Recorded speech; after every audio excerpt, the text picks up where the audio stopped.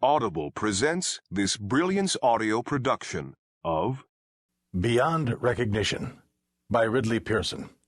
Copyright 1997 by Ridley Pearson and performance copyright 1997 by Brilliance Corporation. All rights reserved. Beyond Recognition. 1. The fire began at sunset.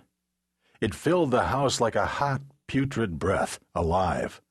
It ran like a liquid through the place, stopping at nothing, feeding on everything in its path, irreverent and unforgiving.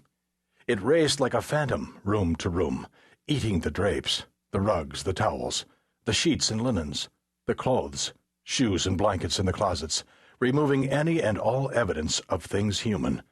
It invaded the various rooms like an unchecked virus, raiding neighboring cells, contaminating, infecting, consuming. It devoured the wood of the door jambs, swarmed the walls, fed off the paint, and blistered the ceiling.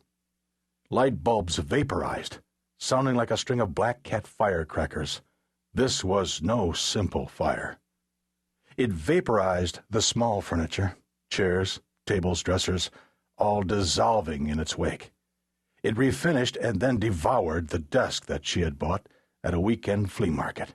A desk that she had stripped of the ugly green paint and had lovingly resurfaced with a transparent plastic coating guaranteed by the manufacturer to last 30 years. Longer than she lasted.